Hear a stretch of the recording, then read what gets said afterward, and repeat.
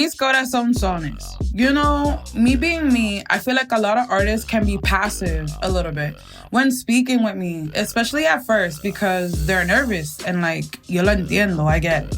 Then they see that I'm a vibe and they're like, aye, and their edges soften. Then there are some artists who are never scared to speak their mind, just quick with it. And I appreciate that too. I get it. You don't want to sound like you're saying the wrong thing and get canceled. Yo no creo en esa cosa. Eso no es lo que va a pasar aquí en Reggaeton Con La Gata. Pero yo entiendo la ansiedad. I never been gathered in an interview before. And that's exactly what Nohemy did. She got me together. And you know what? Respect. Old girl said no assumptions around queerness, Boricua identity, or even her artistic process. And I soaked up every single moment of it. It was refreshing. Different for sure. Y no, yo no soy una de esas personas que le gusta que le castigue. That is not me. But that's what happened. And I respect it. I really do. For those of you getting to know her for the first time, she's a brilliant artist from Bayamon, Puerto Rico, who brings an impressive refresh to fusions of house and reggaeton. And the código today with Charco, Sigi, y Dance, aka Full Harmony. And your hair looks gross. Behind the hits, I like your hair. The Danny Ocean.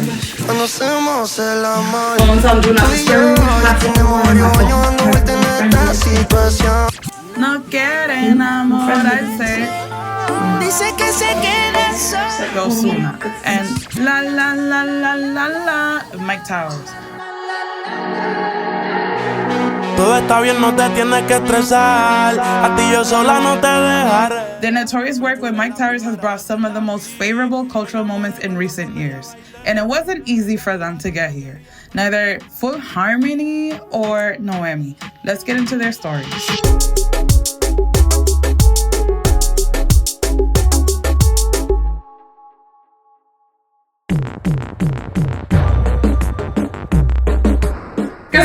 I'm Gata, estamos en Reggaeton Con La Gata, Los Códigos. I have the honor of interviewing the amazing, creative, and artist that is Nohemy. Thank you so much for being here. Hey. How are you doing today? I feel good. I got some good rest last night, so I feel good tonight. Right, crazy week. It's Grammys week. There's so much going on. Yeah, but it's dope, you know? Everybody's just doing what they love and, you know, connecting to people. Mm-hmm. Being their best selves. Yeah.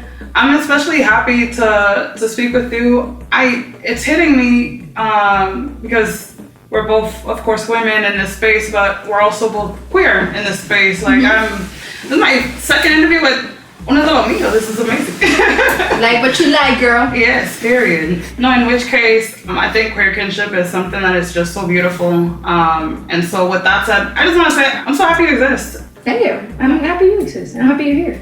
Estamos en los códigos. We're talking about the cheat codes of what it means to be successful, be great, be Nohemy, right? Oh. So I would like to know, you know, what is an example of you putting yourself on? What is that cheat code? ¿Cuál es el código de eso? Putting myself on, showing up, really. Just being everywhere, you know, with the right attitude, being yourself. I feel like that's the best thing you can do for yourself.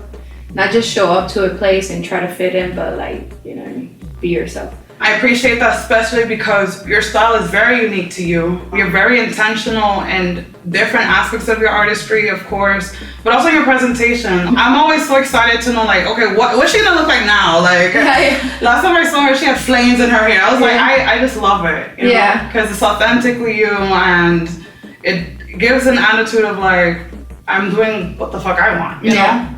Which is more powerful than people give credit to. Absolutely. Mm-hmm. So in regards to like, going back to like your artistry, talk to me about what this path has been for you. 'Cause it's going good. You know, you're doing a lot of exciting things. Yeah, it's exciting. I mean, it's been a long journey, so much more to go, right? But a little bit of everything. I feel like you have to go through a little bit of everything. If it's just like handed to you and you get there and like with no issue, then good to whoever that works for. But it's been a little bit of everything, you know, but it all has worked out to get me to where I am today, so I'm thankful for that.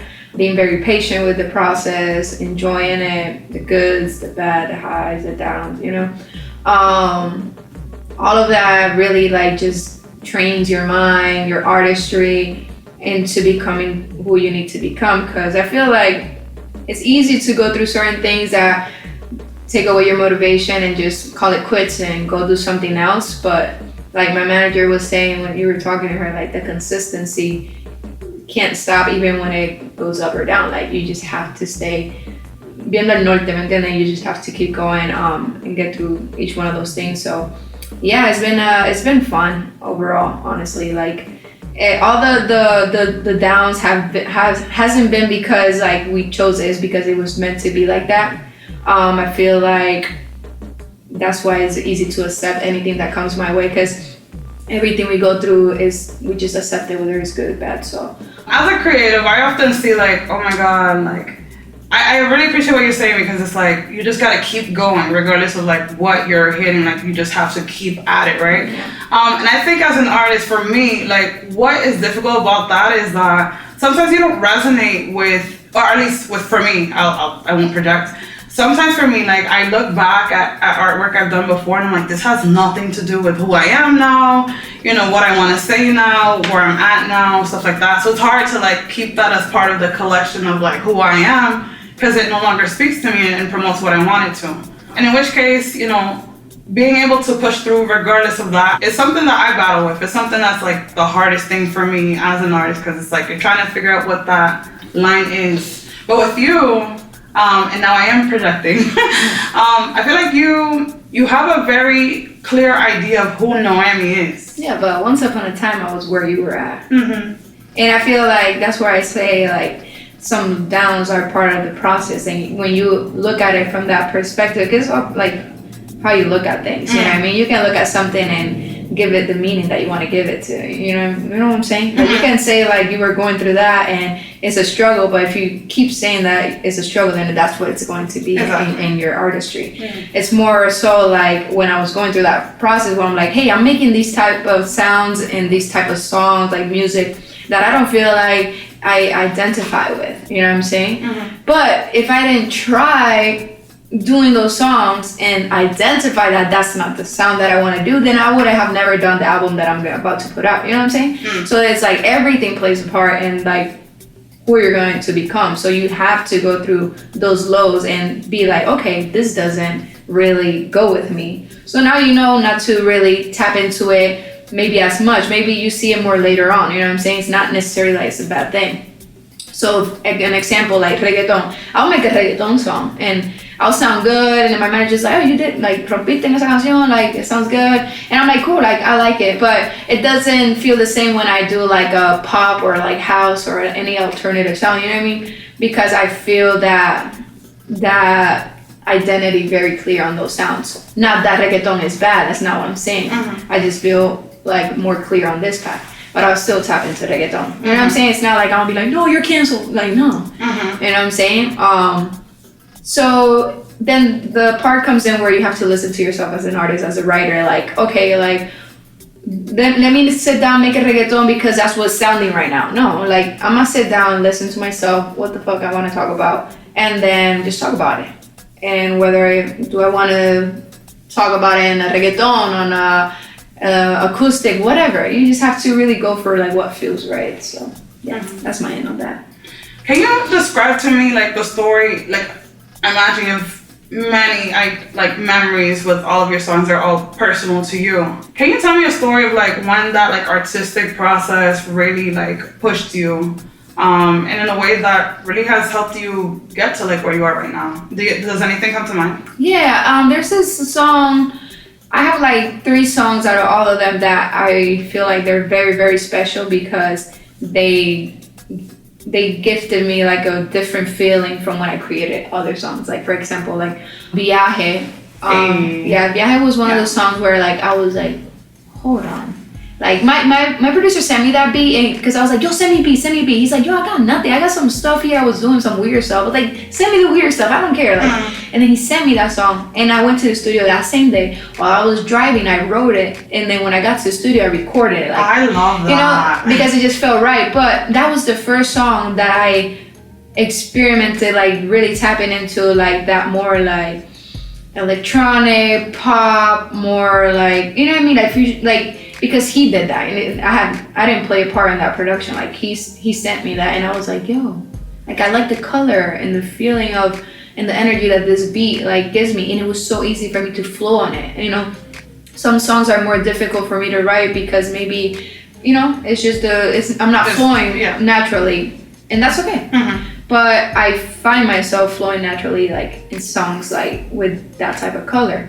So that song, yeah, I will say I still listen to it and I can still remember that feeling of like, okay, this is gonna take me somewhere else. And that's exactly what it did, because when you listen to my next album, you can feel that influence from that song.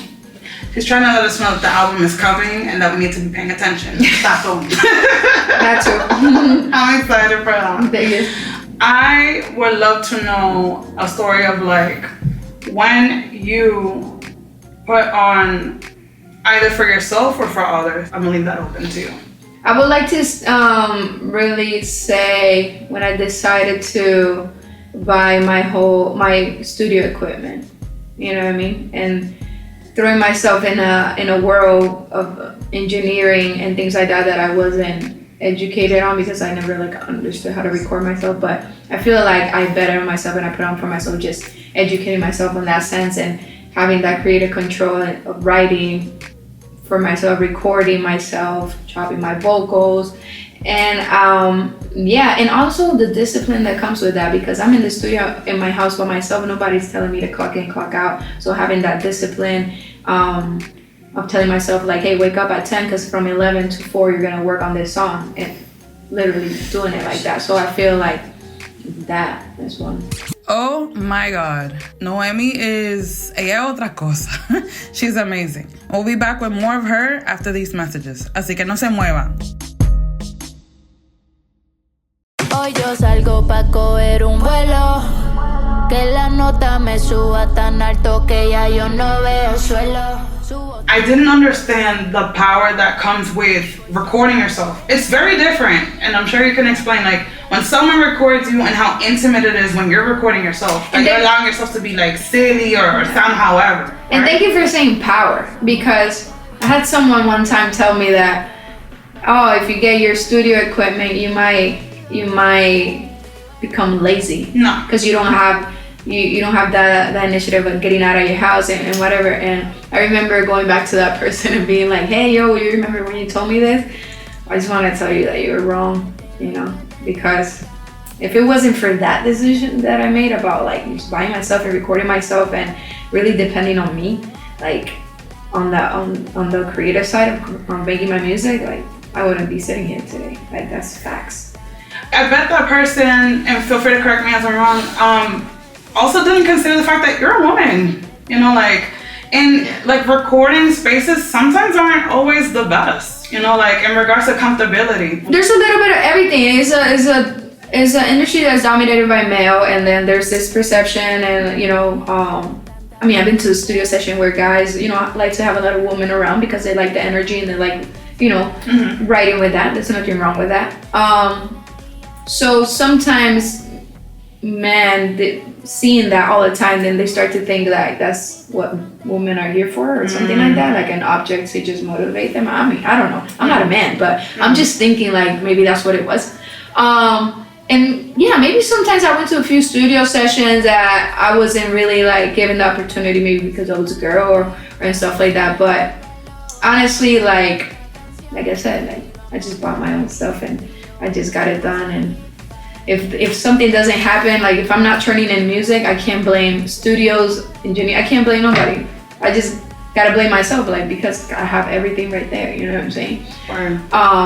But you know what it is? If we another thing is like if we keep talking about the same stuff, like I feel like woman in the industry, in the studio, like I feel like we're always gonna keep that conversation and that thing looking like it's a issue. You know what I'm saying? No, I hear what you're saying, because we give power to what it is that we. No, I hear exactly what you're saying. Yeah, and I feel like it has changed. Like, and I feel like men are. And that's dope. Yeah, and I feel like men are really like understanding. Like I don't feel like they're doing it on purpose or they were. I feel like it's just from what they're seeing all the time. Like before, you wouldn't see a lot of women in the studio like making music. So maybe, you know what I mean? They're just like used to just that part, and that's okay. But now they're understanding, like, you know, women are talented, writers, producers, engineers, and we can sit in a studio, we can make dope music. And it's dope the fact that we are able to now change that perception and just collab, you know, no matter the gender, what you like, brown, blue, like, it doesn't matter, like, you know what I mean?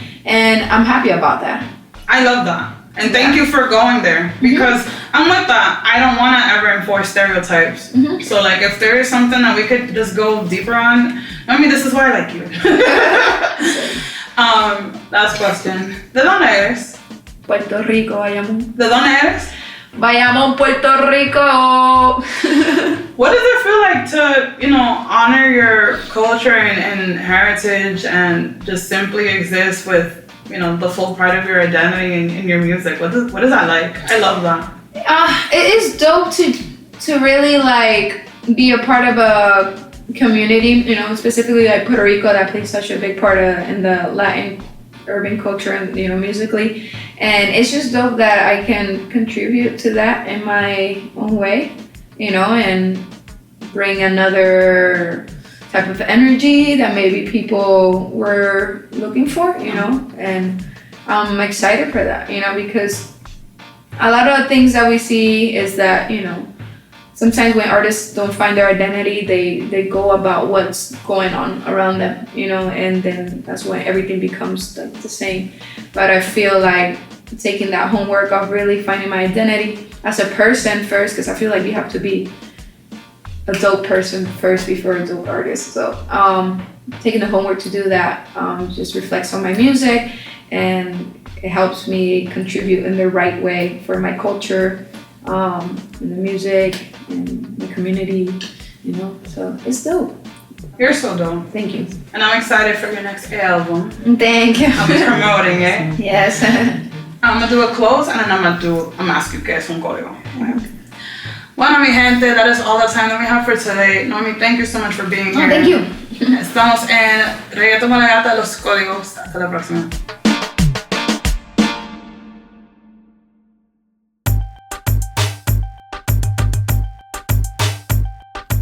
I know Nohemy. She's such a badass, bro. If there's anything I'm taking away from this conversation, it's a reminder to stay true to yourself despite everything going on in the industry. Esta industria, lleno de humo y espejo, full of smoke and mirrors.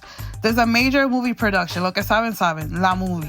When you're breathing rare air, it's easy to let go of what got you there, and also to be convinced, or more so fooled, that being refined is what's going to distinguish you. But you know what? You're breathing rare air. You're there, right? Entonces, ¿cambiaste pa' qué? This conversation with Nohemy makes me think of the larger conversation of fame in Latin America. It functions very differently in the US, and when you mix in coming from the Caribbean, baby, otro lío. There's always a question from the elite on if we, quote unquote, can fit in. But who made them the curators of culture? Pero cuando? Okay, historically, the Delulu is crazy. On a tangible note, this is the heart of the reason why certain artists are able to appropriate, while other artists get rewarded. Okay? Let's get into it. Nohemy is so refreshing, so talented, so real. And I could say something like, okay, it's because she does whatever she wants. And you'd think, okay, gata, doesn't everyone? Of course. And there's a difference between selling out versus buying in, which is like my major point here. Selling out, you're rewarded for bending over some organic aspects of yourself. When you're buying in, you're saying, this is all of who I am. And if you're smart, you'll take it. When I'm in the room, I'll impact it, being all that I am, which got me in the room in the first place. I respect it. I admire it. I aim for it. That's the bar for me. Nohemy is a gem. For all of you house lovers, get into her. Show her some love. And let's take her to the top because she deserves it. Mi gente, you know what time it is. It's time for some rapidito, where I get to speak with one of you. Let's get into it.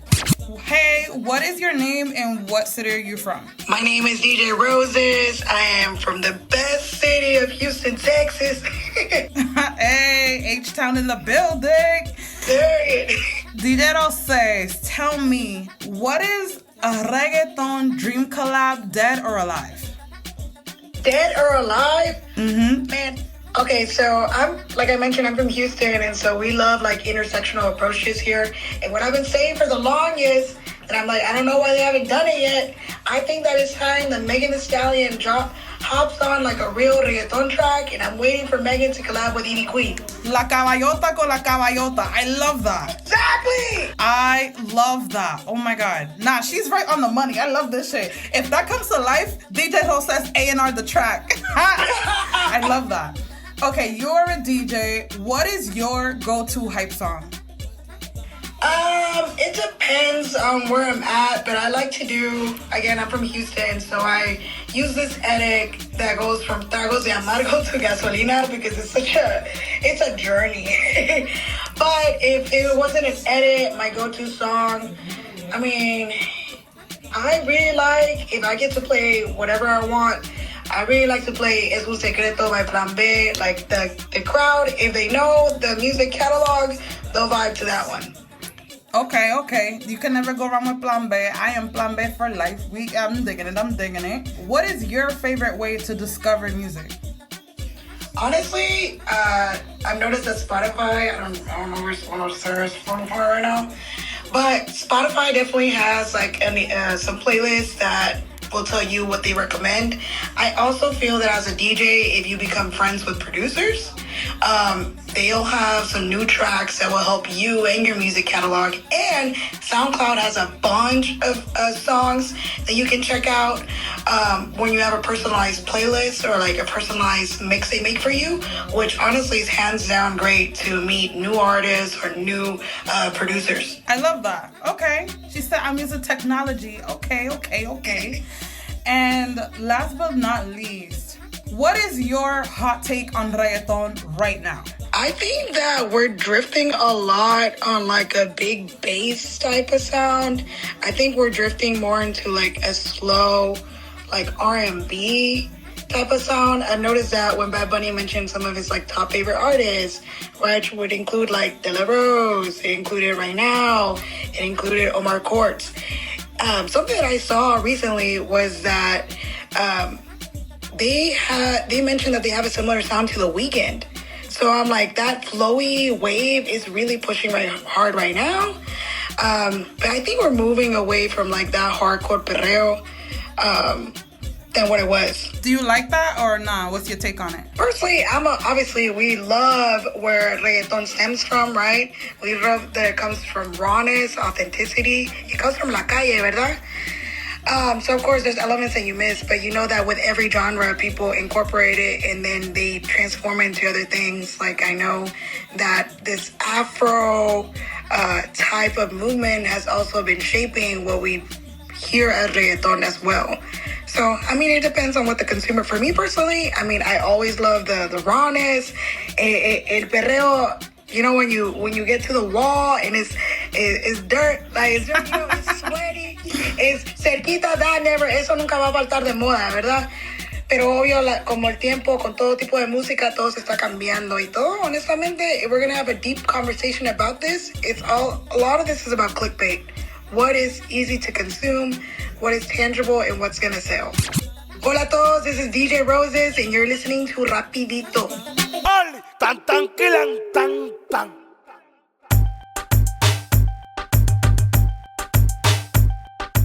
Mi corazonzones, tú sabes qué hora es. You know what time it is. It's time for The Flowers. Reggaeton Con La Gata podcast is an iHeartMedia production, co-executive produced by Nuria Net of Chic Easy Media. Love you, Nuria. My producer is Grace Gonzalez. Te quiero mucho, Grace. Edited by Sebastian Payan, El Duro.